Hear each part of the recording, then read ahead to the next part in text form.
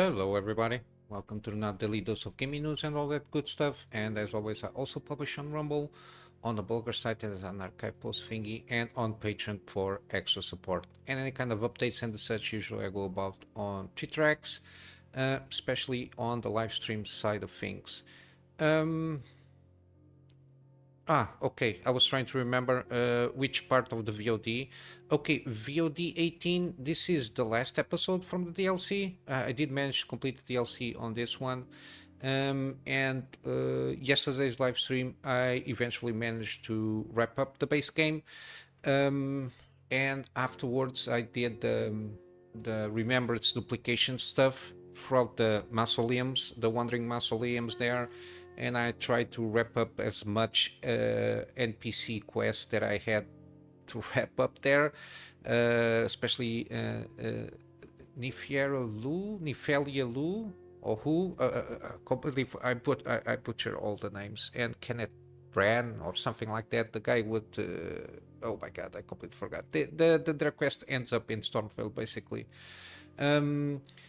And I'm basically at the roundtable hole now to start my second journey. So New Game Plus. I will probably start off right off the bat, but I'm going to try and do a gameplay where I can focus a little bit more on certain NPC quests, trying to get around. For example, on the Dung Eater, the other one, Golden Mask. Because the other ones I did manage to get around and do all of them on the base game. But I will do it with a guide by my side to see what kind of steps that we can go through and check those NPC quests and try to avoid any failed states there. Also on the DLC afterwards and the NG Plus, I will try to go around and then go about and doing also some. I know I missed the Tiolie quest there. I missed that one.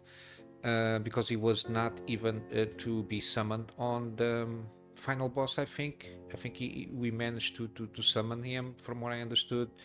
And then I think there is another NPC quest, the Madam from the Divine Beast thing on Belrat. I messed that up also. And again, I'm not sure what else that I missed. I know I missed some Skidoo tree fragments there. Again, trying to in this engine plus try to ramp up the difficulty, see how much it is more difficult or not, and basically trying to do a lot of those NPCs. And I will probably in this NG plus thing, I will try to interchange with Death Stranding. It's been a while since I played that game. But yeah, it's going to be tricky. We'll see how it goes. If I do one stream each game, depending. I think it's more about the mood. I will probably, if I stick with that string, I will probably just go about it and play all along. I don't know. We'll have to wait and see, depending on my mood and everything like that. And yesterday I did manage to publish the final episode for Dead Space Remake. I will leave it here a couple of more days on the active gameplay series, so it brought it's more single out here. And again, I will try in the meantime go about and wrap up Star Wars Jedi Survivor. Again, I'm stuck on that last battle. I will try to get around that and see if I can publish on Monday. And in the meantime, I will be introducing I think it's Midnight Suns. I want to play some turn-based games there. And Midnight Suns seems to be a good offering since I did manage to claim that game for free on Epic Game Stores. Again, it's the base game. It's playable. I don't have all the characters DLC stuff, and not going to even buy them. I will probably go around and one of these days just buy the game on Steam probably. And probably do all the afterwards all the character stuff there. Depends on a lot of stuff there. But yeah, afterwards I will maintain just one active gameplay series, given that I will try to focus between two games to stream, so it's going to be a little bit more tricky on the remaining time that I have.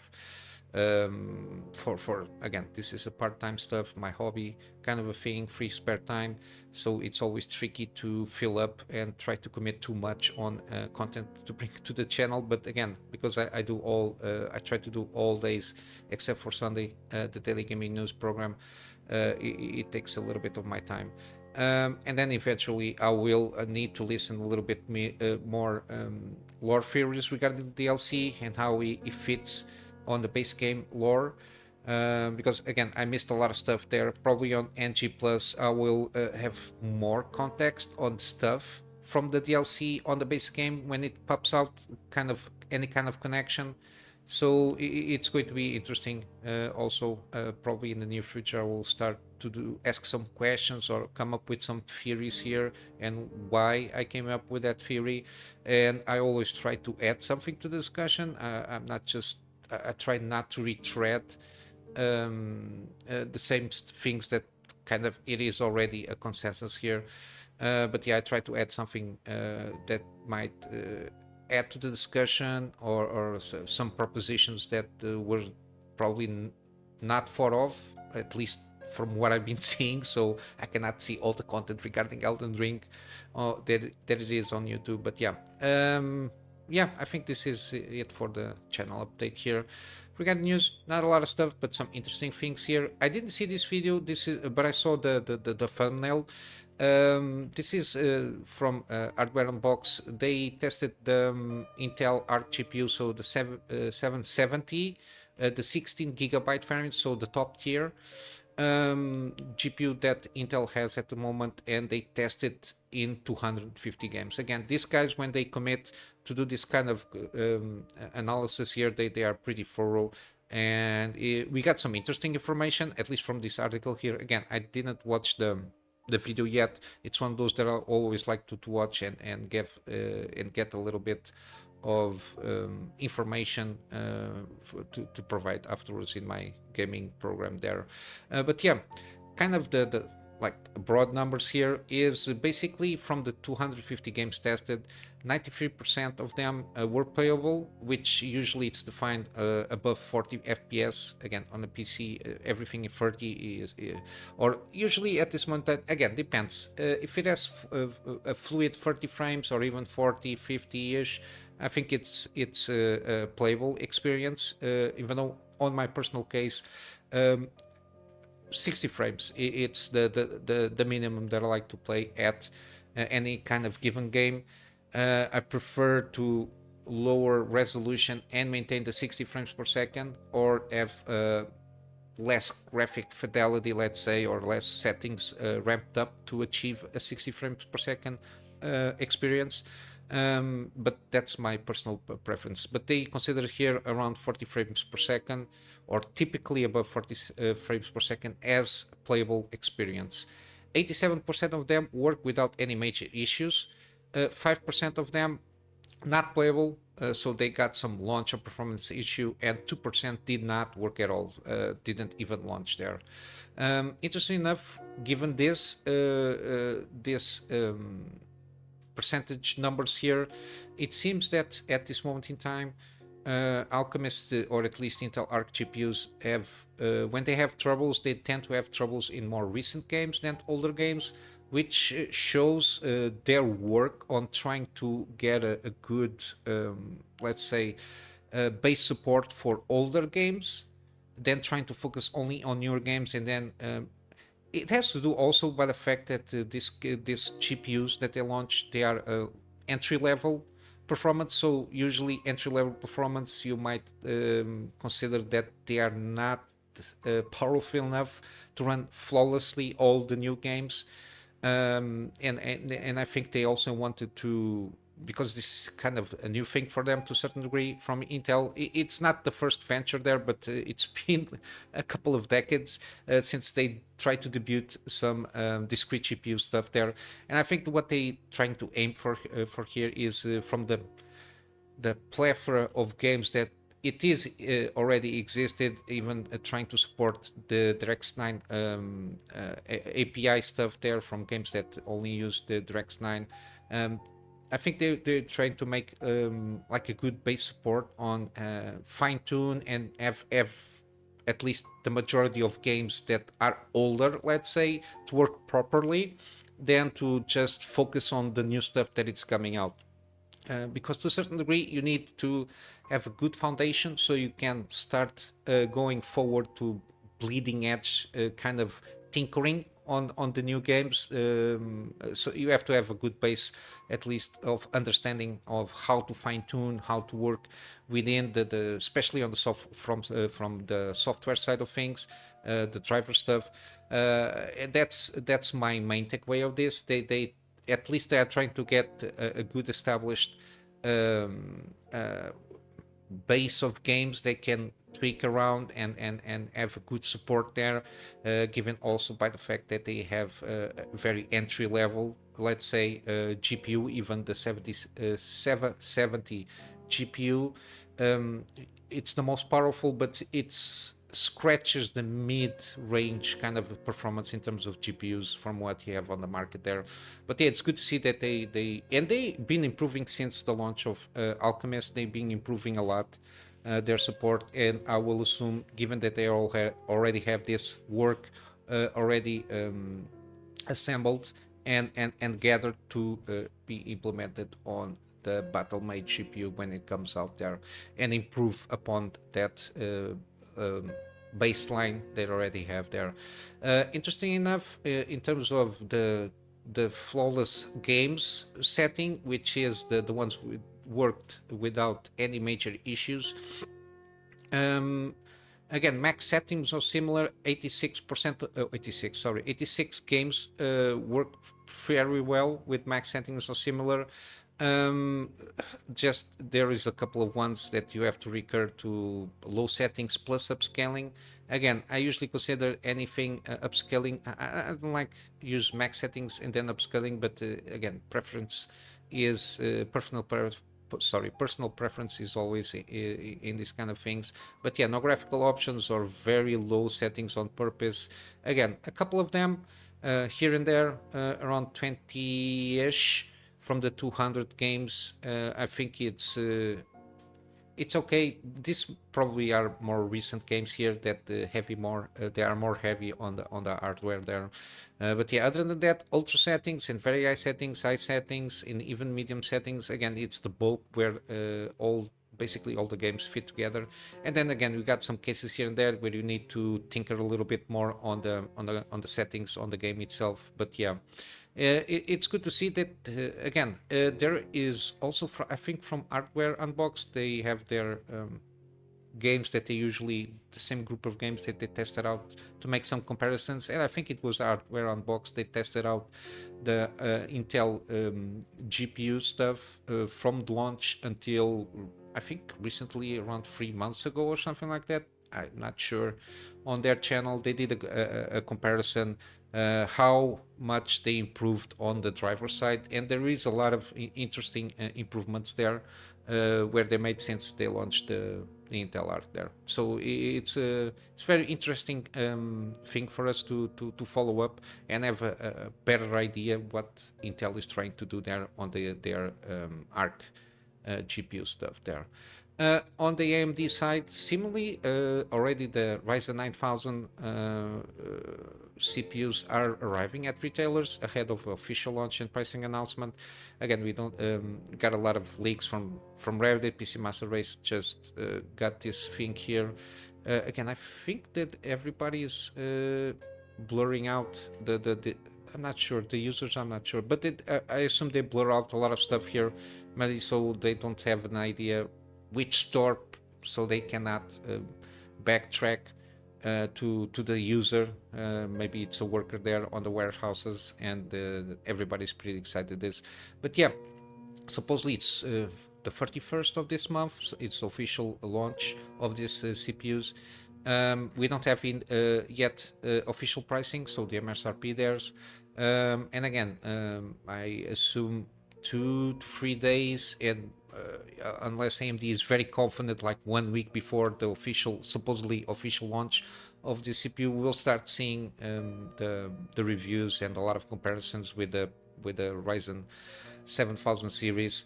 Again, it is speculated that the 9700, yes, 9700X should have a similar performance in terms of gaming to the 7800X 3D, give or take, in the margin of error on terms of performance there. But yeah, we have to wait for reviews. I think some reviews already received some of them, and I think they already have like the BIOS updates to be supported on their motherboards and all that jazz.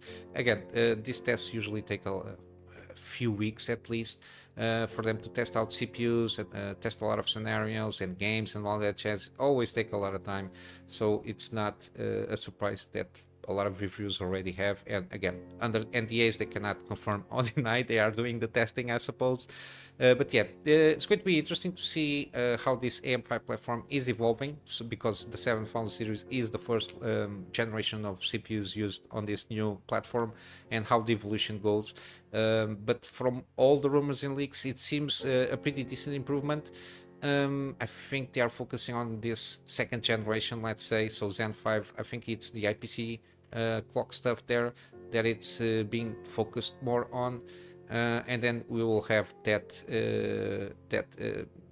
focus on the also on the X3D versions, which will come out later in this year. I'm not sure when, but yeah, interested to see. We might get I don't know, in 15 days maximum we will start to seeing some reviews here and there for sure. In terms of gaming, we got The Witcher 3 again. I mentioned that when they launched the tools, which I always, the Red Kit modding tool for The Witcher 3. Again, we will start to see in upcoming months, at the time I said that, better and more immersive experiences regarding the mod stuff that people will start launching, because again, they basically have the same kind of access as the developers had with this modding tool from the engine itself. So we'll start to see a lot of good stuff. We're already starting to see some tweaks on already existing mods. I think they managed to improve a lot of stuff here. We got here one just which is a quest extended mod to add 15 brand new quests in the RPG. Again, the quests here again can be like short to longer things, but it doesn't work like the normal quest, let's say. This is trying to be more immersive. I think they got some triggers to activate this kind of quests, and it's not going to be in your face, from what I understand, in the sense that it's going to have a map marker or something like that. I think it's going to interact with an NPC or interact with something in the environment, and then that will trigger the quest itself, and then you can try to track it out, that quest as normal. But yeah, and the fact that this mod requests you to have all the DLC associated, so the next version also, and also they recommend using this DLCs here, so Brothers in Arms DLC events and Grammar of the Path. Again, it's been a long time since I played Witcher 3. Again, since I heard that they will be releasing this, I just didn't even install Witcher 3. I will wait a little bit more, maybe for the end of the year, and then I will try to get around and probably do I don't know, maybe a gameplay series on this one with different kinds of mods and such, because I already played Witcher 3 around 3 or 4 times when it came out. So the base game, vanilla. Then I played when the expansions came out. I played from the beginning and included that expansion. Then I did a last gameplay through with some mods. I don't remember the mod names, but I remember I played with a lot of mods that tweaked a lot with the gameplay, the battle systems there, and some visual mods also. But yeah, with this kind of tools, we're going to start to ramp up and seeing like more expansive experience with the mods, like huge quest lines with new characters, that there is nothing going to be kind of worked around, so they can work very well with the tools that the devs had. So we're going to start to see a lot of stuff. And again, as always, when you buy Witcher 3 now, might as well buy with the two DLC stuff, because the mods will need the assets of those quests and a lot of stuff that comes with those DLCs to work properly with the mods that will coming out for sure. But yeah, and lastly, we got the continuation of acronym mafia, especially with some also stuff. Especially this is comes with the. Am I allowed to say this? I kind of hate gamers Reddit post, and the fact that Grumps commented. Yeah, I'm not sure if you're on par with this, but yeah, we got the Reddit thingy and the comments that Grumps did, and then we got the big chief managing editor. The person that identifies himself or herself or whatever itself as Carolyn Petit. So this is the boss from Alyssa Marcante, if not mistaken, the one that gives cover to Alyssa Marcante. Basically, she went on a rant.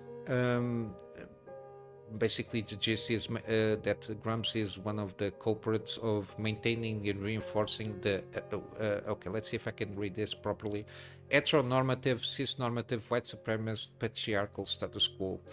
Again, these are completely demented people. I don't know what to tell you here. Yeah.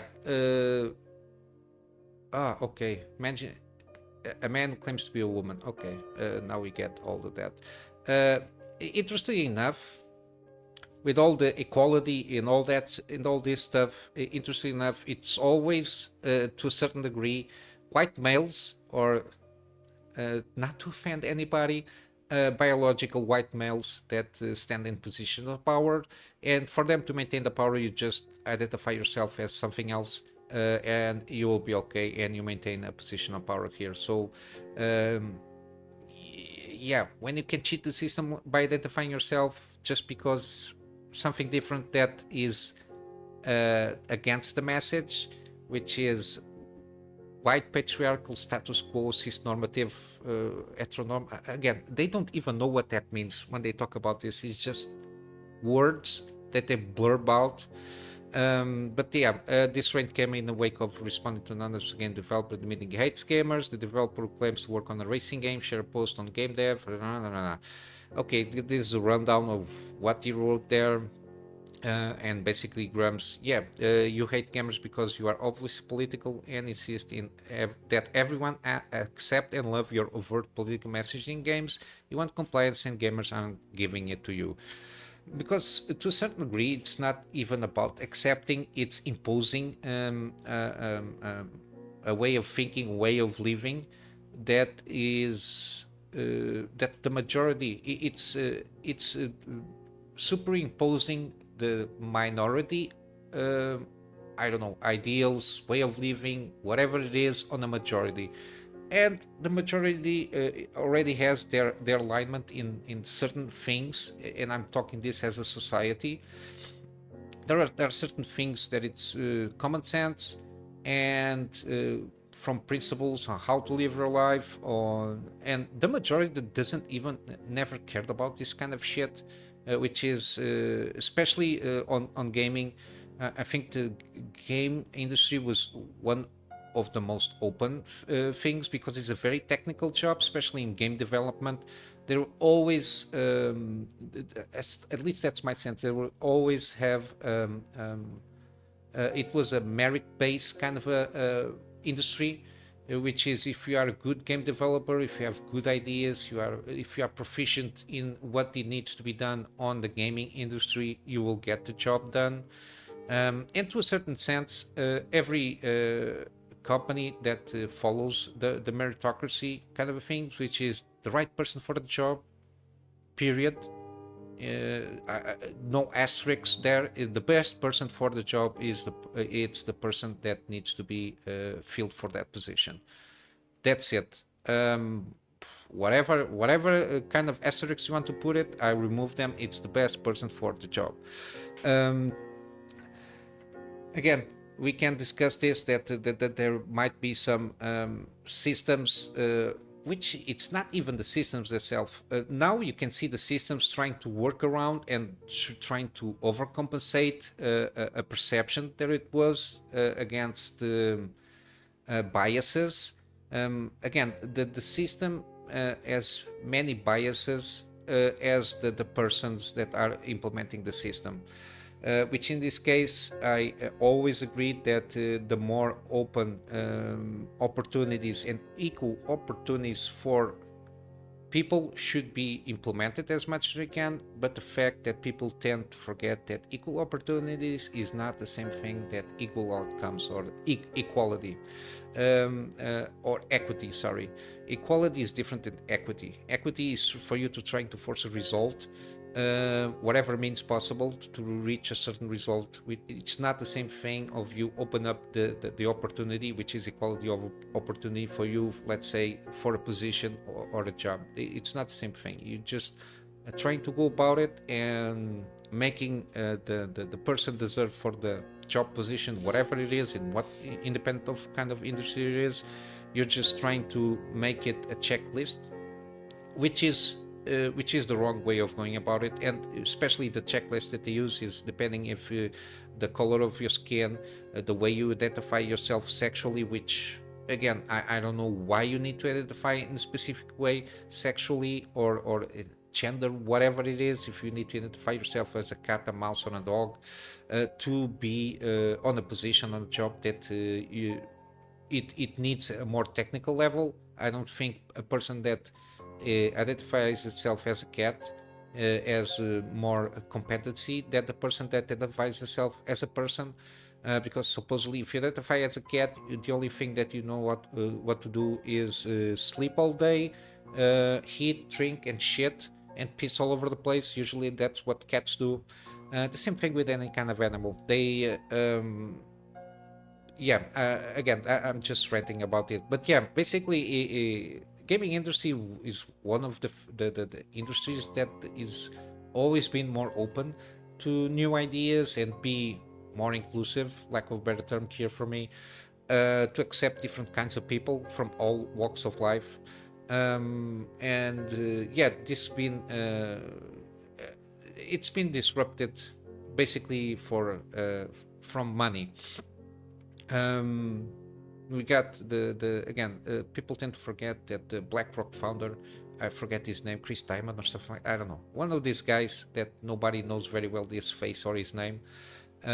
They want to force behaviors, and this comes way at least 10 years ago, when they came with the ESG mandates and directives, which now transform themselves to breach Jedi acronyms. So that's why I usually call them the acronym mafia, which basically is financial incentives, because BlackRock is one of those financial institutions that manage money, so they can borrow money to people. And again, when you borrow money, you are in a position of power, and they use that leverage that they have regarding the borrower of, okay, I borrow you this money, that this X amount of money, and you will pay, let's say, 5% interest rate on the this loan. But if you comply with certain specific things, I can lower the interest rate of that loan.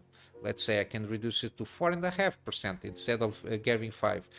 And in the person that borrows the money, um, for example, a half percentage of interest rate in the end of things might adds up to a big amount of money they might not need to pay if they comply with certain I don't know, with certain directions or implications that they need to do, so that can lower that interest rate there. And basically that's the what's basically happens here. And little by little, people went along, people, in this case companies, and of course there is also the incentive, because if companies can save certain money, let's say, if they can save on a loan for a project, I don't know, $500,000 to pay back to the person that they borrow the money, they can then use from that $500,000. They can say, okay, if the CEO managed to get around and do this, because we save $500,000, we can pay a bonus of 100K, and they are still saving 400K from the money that they needed, that they not need to pay back to the person that they borrowed the money. So then we got these vicious cycles, because if you check, there is no coincidence by the fact that the CEOs are the ones getting a huge amount of bonuses every year, and you got layoffs from the developers, which is the grunt people that do all the grunt work of uh, working 16 hours a day, some cases when the crunch turns on, um, working 6 to 7 days a week to just put out the product, in this case games, and then after that they get fired while the CEOs get their bonuses annually, and in some cases it's millions of dollars in bonuses. Because they comply with a certain aspect of the checklist, they save money on that loan there, and they can put some of those savings into their own pocket as bonuses.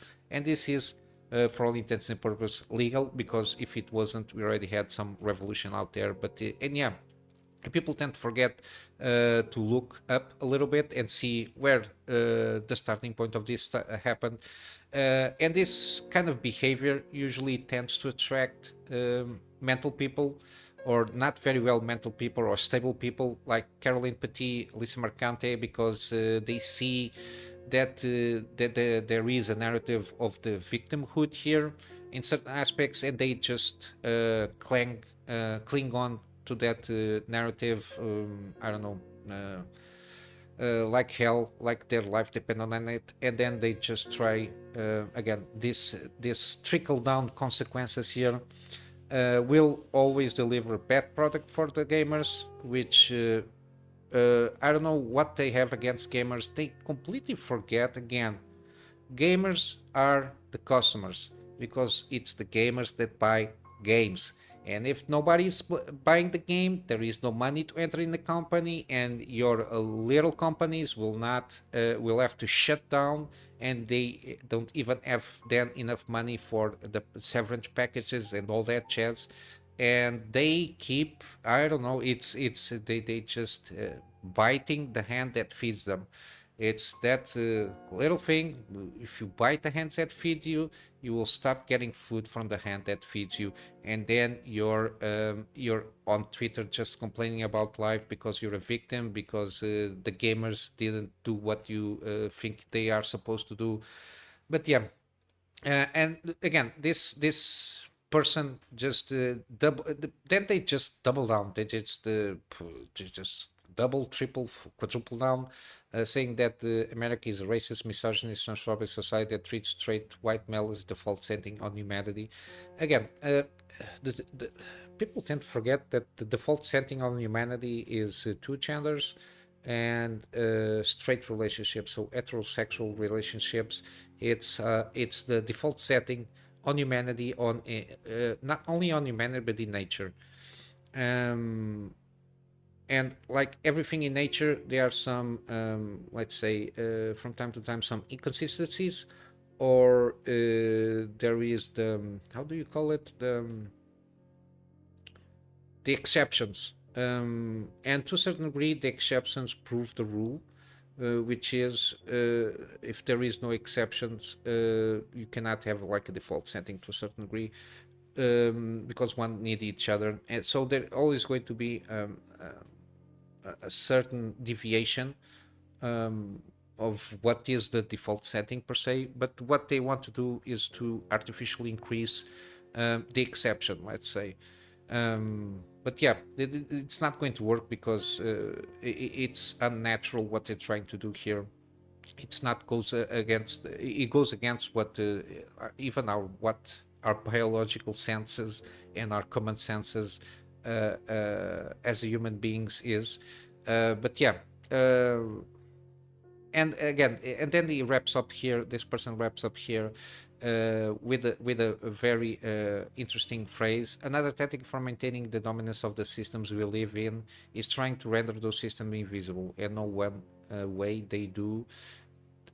And one way they do this is acting like you're some kind of loon when you're pointing out that those systems exist. Again, interesting phrase, because it's a little bit of projection. These people, when they go on rants, usually they go about on projecting themselves on the other side of the discussion. which is again the victimization and the fact that, for example, you have the protection of Sweet Baby Inc. from Alyssa Mercante and probably from this person, which is Sweet Baby Inc. doesn't do what you think it does. The fact that you're trying to render the system of what Sweet Baby Inc. and these consultancies, firms, and the checklist structure that there is, the fact that you're trying to render those systems invisible so that people think this is what it meant to be as the new normal. Yeah, you're trying to act that the normal person, so the majority of people, are some kind of loons, to point out that this system exists. They exist. You cannot eat from both sides. You cannot talk from both sides of your mouth. And usually these persons, when they start to lash out, usually they use a lot of projection here to try to cover up their own rationale, flawed rationale here. Again, I don't have anything against anybody. Live your life as you want. I don't give a shit if you sleep whatever you want to sleep. You can identify as an alien. You can identify as a wall. For me, it's the same. Again, as long as it doesn't get on illegal activities. Again, leave the children alone. I think this is a basic thing. The same way that you have your own right to live your life the way you want without influencing children is the same kind of right that gives parents to raise and educate their children the way they want. Again, you can enter then in the discussion what kind of education should be the best one in the overall simple things there. And there are some frameworks that you work on, usually critical thinking, let children explore the ideas and all that jazz with some guidance there. But there is the same right that you think that you have, the same right that you have of living your life as you like without influence other people's children. That's those same persons have the right to form their own family nucleus and the family structure and live their lives as they want, raise their kids as they want. Because if you really want to if you really want to influence the next generation, start having your own kids and raise them as you think they should be raised.